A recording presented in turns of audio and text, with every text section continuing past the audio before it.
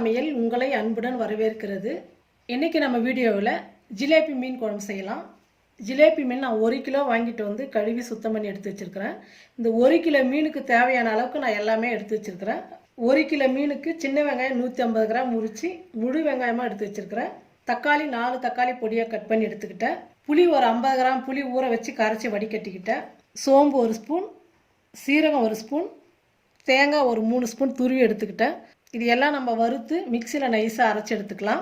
2 பச்சை மிளகா, 2 ஸ்பூன் மிளகாத்தூள், 1/2 ஸ்பூன் மஞ்சள் தூள், 1/4 ஸ்பூன் பெருங்காயத்தூள், கருவேப்பிலை கொஞ்சம், சின்ன பூண்டாக ஒரு 20 பூண்டு எடுத்து வச்சுருக்கிறேன். குழம்புக்கு தேவையான மசாலா வறுத்து அரைச்சிக்கலாம். மசாலா வறுக்கிறதுக்கு ஒரு 2 ஸ்பூன் நல்லெண்ணெய் ஊற்றிக்கலாம். எண்ணெய் சூடு அடித்து சோம்பு, சீரகம், தேங்காய் போட்டுக்கலாம்.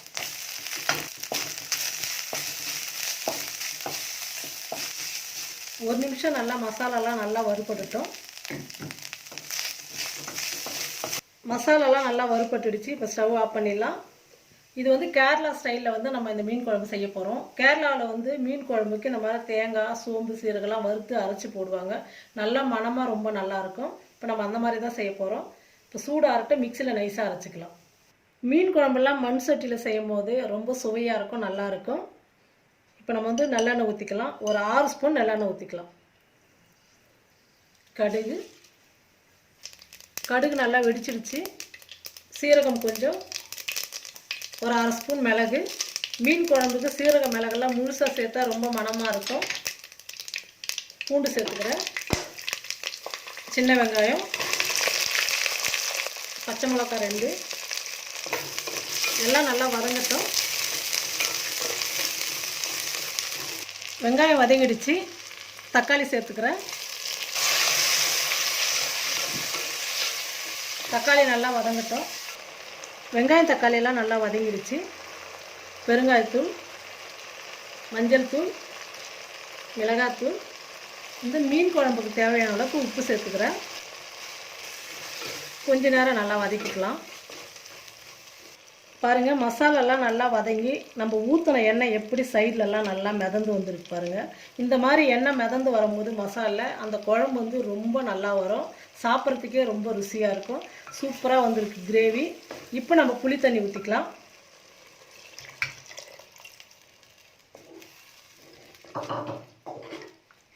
இந்த மீன் குழம்புக்கு ஸ்பெஷல் என்னன்னு பார்த்தீங்கன்னா, பச்சை தண்ணி ஊற்றக்கூடாது. புளி தண்ணி ஊற்றுனதுக்கப்புறம் சுடு தண்ணி காய வச்சு ஊற்றிங்கன்னா அந்த குழம்பு வந்து ரொம்ப நல்லாயிருக்கும்.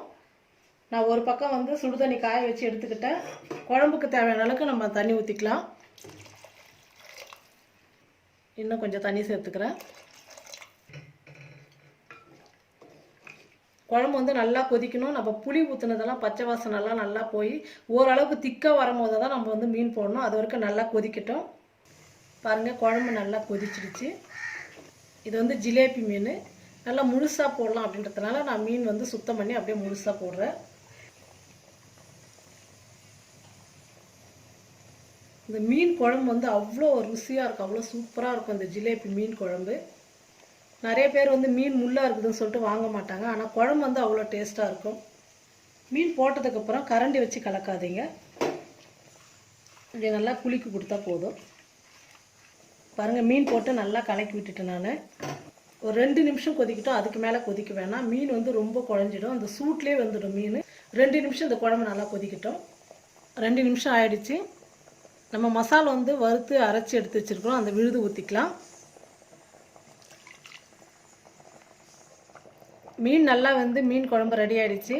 ஜிலேபி மீன் குழம்பு சூப்பராக வந்திருக்கு. இப்போ ஸ்டவ் ஆஃப் பண்ணிடலாம். இப்படி நல்லா கலக்கி விட்டுடுங்க. இந்த மாதிரி மீன் குழம்பு நீங்களும் செஞ்சு பாருங்கள். செஞ்சு பார்த்துட்டு எப்படி இருக்குன்னு சொல்லிட்டு கமெண்ட் பண்ணுங்கள், ஷேர் பண்ணுங்கள். நன்றி.